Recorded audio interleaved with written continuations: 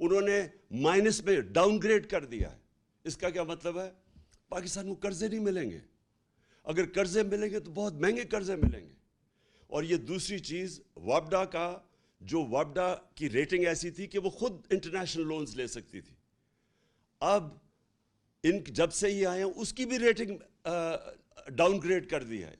اس کا مطلب کہ وابڈا کو وہ لونز نہیں ملیں گے, اور اگر ملے تو بہت مہنگے ملیں گے.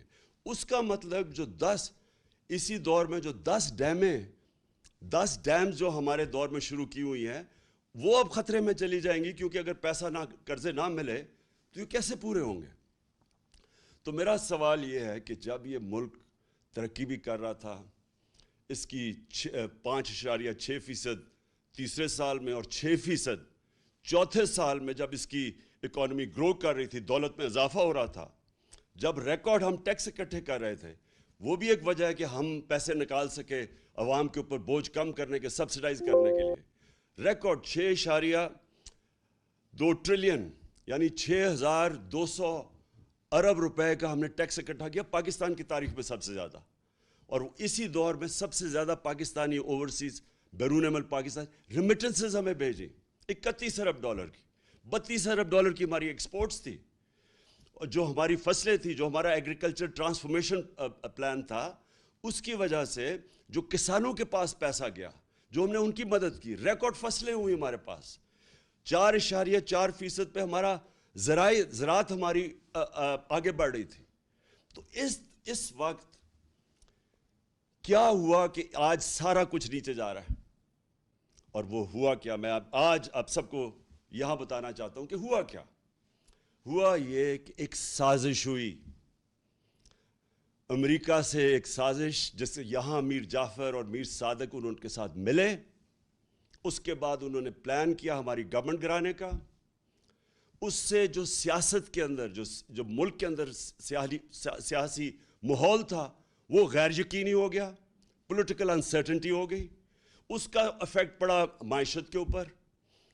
میں نے جا کے نیوٹرلز کو, میں نے ان کو سمجھایا کہ دیکھیں اگر یہ سازش ہو رہی ہے, بڑا اچھا آپ نیوٹرل رہیں, لیکن یہ جو سازش ہو رہی ہے, اگر اس وقت گورنمنٹ کو گرا دیا گیا اس سازش کے تحت, تو یہ ان سے سنبھالا نہیں جائے گا.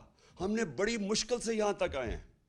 یہ بڑی مشکل سے کرونا سے نکل کے جو کموڈٹی سپر سائیکل تھا, یہ جو جب یوکرین میں گیا روس اور جو جنگ ہوئی, تو اس کی وجہ سے جو اثرات تھے, بڑی مشکل سے ہماری معیشت یہاں کھڑی تھی.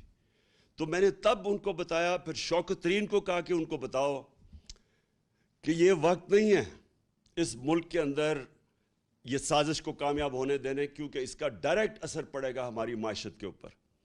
اور مجھے افسوس سے کہنا پڑتا ہے کہ وہ ٹائم تھا کہ اس سازش کو ناکام کرنے کا, کیونکہ ہمیں پتہ تھا کہ نہ ان لوگوں کے پاس قابلیت ہے, نہ ان کے پاس اہلیت ہے, اور ان کا مقصد ہی آنے کا کچھ اور ہے.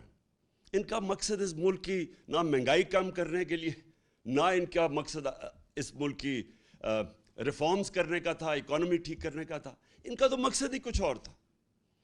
اور وہ جو مقصد تھا, میں بڑا شکر گزار ہوں ان کے وزیر دستگیر کا, خرم دستگیر کا, جس نے ٹی وی پروگرام پہ کہہ دیا. اب اس نے کہا ہمیں تو صرف یہ تھا, اور اس نے 2 چیزیں کہی.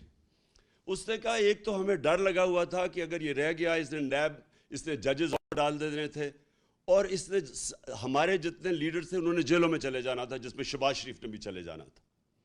تو پہلا تو میرا سوال یہ ہے کہ کیا یہاں کی عدالتیں آزاد نہیں ہیں؟